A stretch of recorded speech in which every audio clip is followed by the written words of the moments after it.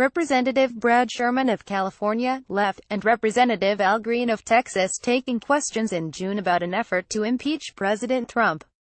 Brendan SmialowskiAgence FrancePresse, Getty Images, Washington. On Wednesday, the 264th day of Donald J. Trump's presidency, a Democratic congressman from Texas walked onto the floor of the House and presented articles of impeachment against the commander-in-chief.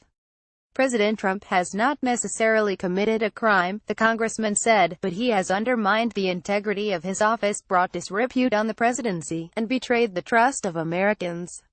Congress, firmly in Republican control, barely blinked an eye.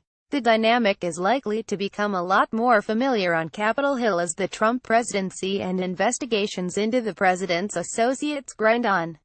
Driven by an angry and energized base and insulated by the surety that Republican leaders will block their efforts, liberal Democrats are turning to one of Congress' most symbolically freighted cudgels, impeachment, to add urgency to their long-standing criticisms of a president they say is unfit for office. But with the special counsel, Robert S. Mueller III, still pursuing his investigation, the efforts lack the weight of a prosecutor's brief, and could become the objects of scorn, if not mockery. I believe that there is support across length and breadth of this country, the Congressman, Al Green of Texas, said in an interview shortly before he went to the floor on Wednesday. I do not take this lightly. Mr. Green's articles of impeachment have company. Representative Steve Cohen, Democrat of Tennessee, plans to introduce his own impeachment articles in the coming weeks. Brad Sherman, Democrat of California, did so in July. And other Democrats in the House, where impeachment proceedings must begin, say they will not be far behind. Impeachment is what people understand, Mr. Cohen said in a recent interview. The resolutions have no real chance of advancing in the House, a fact that has not been lost on Democrats. Impeachment resolutions are typically referred to the House Judiciary Committee, which serves as the first place for debate and investigation into whether the articles warrant a full hearing by the House. With the Republicans in firm control of the chamber, and the Judiciary Committee gavel, the chance that they receive any real hearing there is next to none. Thus far, Democratic leaders in the House have urged their colleagues to wait for investigators to do their work. For one, pushing impeachment too early could weaken Democrats, and if investigators turn up persuasive evidence of high crimes and misdemeanors that could compel bipartisan action. Too great a focus on impeachment could also distract from Democrats' attempts to put forward a strong economic message. The Democratic Party had best be identified with something more than impeachment, said Dennis J. Kucinich, a former Democratic representative. In 2008, Mr. Kucinich offered 35 articles of impeachment against President George W. Bush, focused primarily on his handling of the Iraq War. Mr. Kucinich cautioned that resolutions this time around might not yet be supported. There is tremendous animosity toward the president, and I understand it, Mr. Kucinich said. But I don't know if there is a sufficient case to warrant a process as vigorous as impeachment. Others offered a different warning and exciting their own base, which they need to regain control of the House next year. Democrats run the risk of igniting Mr. Trump's.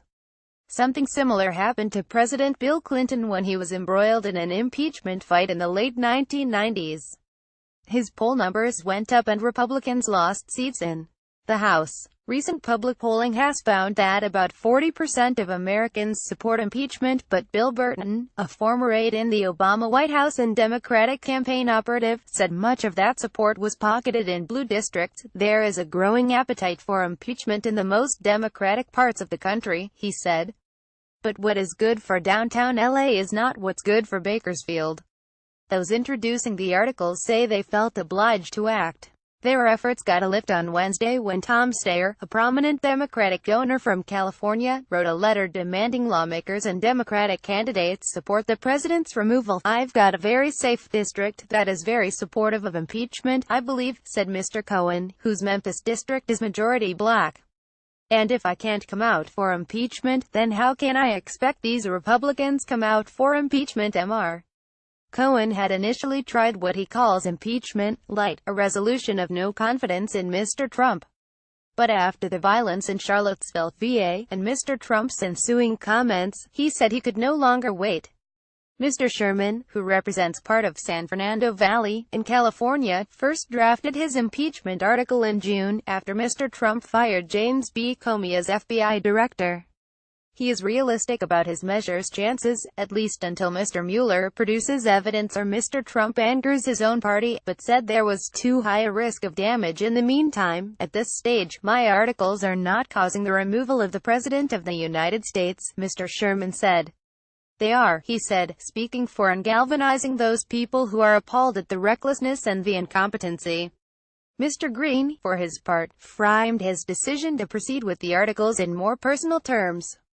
After Mr. Trump used an expletive last month to describe football players who kneel or sit during the national anthem to raise awareness of police brutality and racial injustice, I concluded that this was the last straw, Mr. Green said.